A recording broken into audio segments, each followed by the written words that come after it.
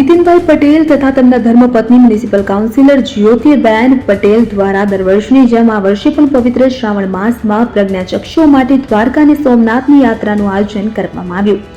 વિગતે વાત કરીએ તો મ્યુનિસિપલ કાઉન્સિલર જ્યોતિબેન પટેલ તથા તેઓના પતિ નીતિનભાઈ પટેલ દ્વારા દર વર્ષની જેમ આ વર્ષે પણ પવિત્ર શ્રાવણ માસમાં પ્રજ્ઞાચક્ષુઓ માટે દ્વારકા અને સોમનાથની ધાર્મિક યાત્રાનું આયોજન કરવામાં આવ્યું હતું કે જેમાં પ્રજ્ઞાચક્ષુઓ તથા તેઓ સાથે તેમના કેરટેકર મળીને 40 થી 45 લોકો આજે વડોદરાથી રવાના થયા હતા. નીતિનભાઈ પટેલ તથા તેમના ધર્મપત્ની મ્યુનિસિપલ કાઉન્સિલર જ્યોતિબેન પટેલ દ્વારા દર વર્ષે શ્રાવણ માસમાં દિવ્યાંગો તથા પ્રજ્ઞાચક્ષુઓ માટે ધાર્મિક યાત્રાનું આયોજન કરવામાં આવે છે. સાથે જ નીતિનભાઈ પટેલ દ્વારા અમરનાથ યાત્રિકો માટે ભંડારા સેવાનું પણ આયોજન કરવામાં આવે છે. ત્યારે પ્રજ્ઞાચક્ષુઓ માટે આ ધાર્મિક યાત્રામાં તેઓ માટે પાણી, ચા, નાસ્તાની પણ અને સાથે જમવાની અને રહેવાની તથા દર્શનની તમામ વ્યવસ્થાનું આયોજન કરવામાં આવ્યું હતું. આ પ્રસંગે ભારતીય જનતા પાર્ટીના વડોદરા શહેર પ્રમુખ ડોક્ટર જયપ્રકાશ સોની પણ ખાસ ઉપસ્થિત રહ્યા હતા અને સેવા કાર્યોને બિરદાવી હતી.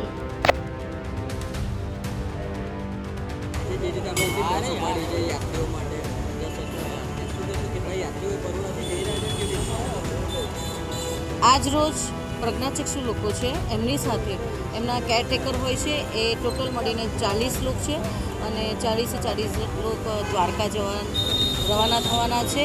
ત્યારે ત્યાં આગળની જે વ્યવસ્થા છે દર્શનથી માંડીને જમવાથી માંડીને રહેવાથી માંડીને આપણે એમની વ્યવસ્થા કરી હતી. ગત વર્ષે અમે બીજા ગ્રુપને લઈ ગયા હતા પ્રજ્ઞાચક્ષુ લોકોને, જે લોકોને આપણે દ્વારકા, બેટ દ્વારકા, નાગેશ્વર મંદિર, માતાજીના મંદિરો છે દરેક જગ્યાએ દર્શન કર્યા હતા. એમની સાથે ખૂબ એન્જોય કર્યું હતું. આ વર્ષે સમયનો થોડો અભાવ હોવાથી અમે સાથે નથી જઈ શક્યા, પણ વ્યવસ્થા બધી જ એમની અમે કરી આપી છે.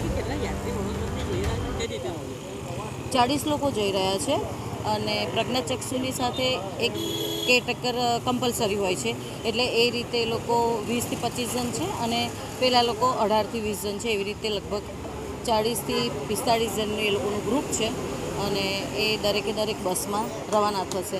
અત્યારે પણ એમના માટે આપણે જમવાની વ્યવસ્થા કરી છે, સવારના નાસ્તા પાણીની, પ્લસ પછી પણ બપોરે એ લોકોને ભૂખ લાગે તો એના માટે પણ આપણે નાસ્તા પાણીની વ્યવસ્થા કરી દીધી છે. અમે લાસ્ટ યર લઈ ગયા હતા ફર્સ્ટ ટાઈમ. એકચ્યુઅલી એ લોકોની સાથે આપણે ઘણા પ્રોગ્રામ કર્યા છે, પણ